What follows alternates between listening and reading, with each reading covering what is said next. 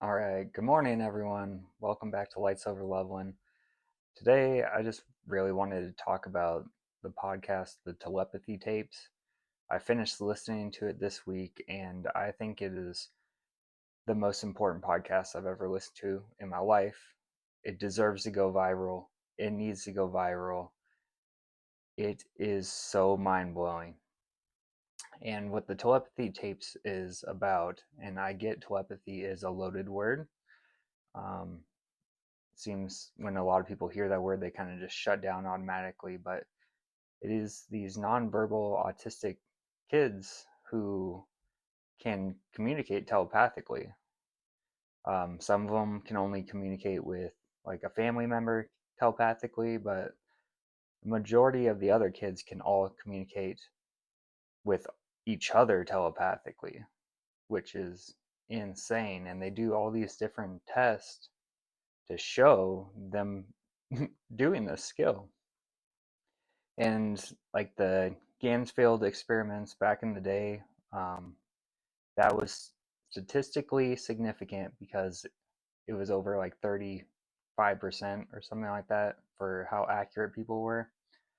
And these kids are 100% accurate. They do not miss. They know exactly what they are looking at.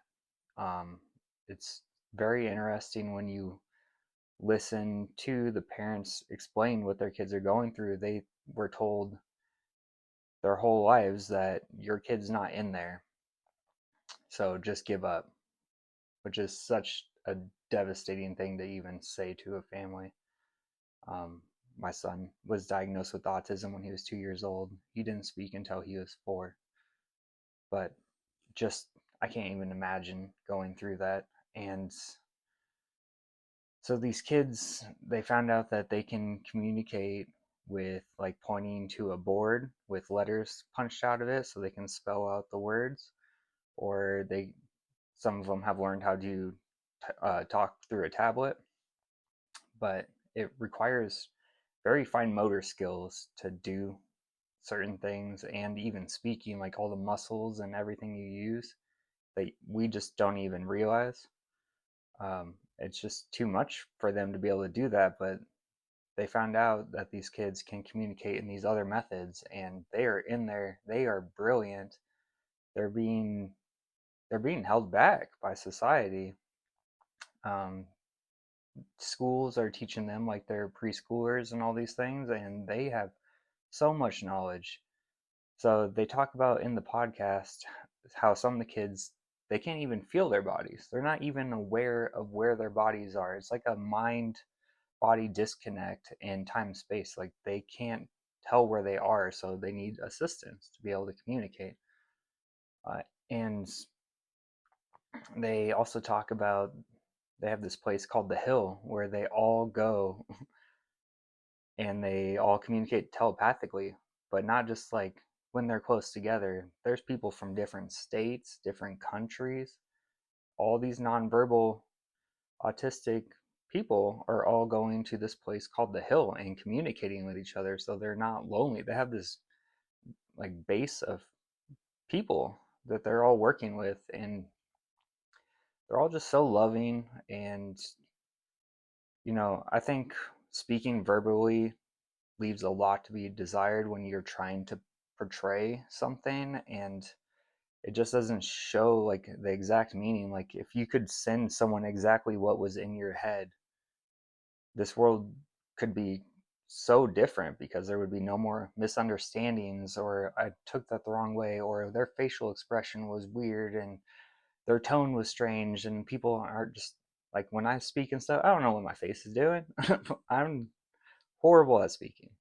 I do not like speaking especially in public, but I'm getting over that fear by doing this. But these kids are so incredible. I just highly recommend going and listening to the podcast. Is very professionally done. They tried to keep it as scientific as possible. It's not a bunch of just spiritual stuff. It ties into spiritual stuff just because of all these psi abilities and gifts that these kids have. Some of them can have precognition. They have dreams about stuff, and then it happens.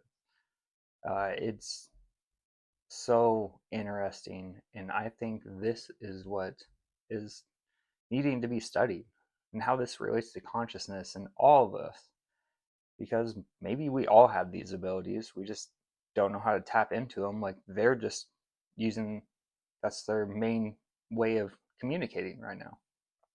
And it makes sense. One, the kid actually used to be verbal and then reverted back to nonverbal, because speaking is just so, it's not on the same level. They can communicate so much better because they can just communicate telepathically, whether that be they're just tuning into the same frequency of their consciousness, or if they're reading each other's minds, or how any of that works. I have no idea, but this is what I'm fascinated in, and how it relates to consciousness. And honestly, it's just so mind opening. I highly recommend you check it out. Right now, there's 9 full episodes. I think she said a full episode should be coming out here just within a couple days, and that'll be the end of season 1. And then she's working on actually making a documentary. She's also going to be doing a season 2 of the podcast, and they're going to be talking directly with the kids and showing their abilities and their gifts. And there's actually a trailer on YouTube that they posted. It's just like 2 minutes long, but it shows a little bit of the test and the kids and everything. And I think these kids just deserve to be heard. The world needs to hear their messages. And if I can do anything to help spread awareness, I would love to do that. So, highly recommend check out the Telepathy Tapes. I listen to it on Spotify. Just go give it a listen and let me know what you think.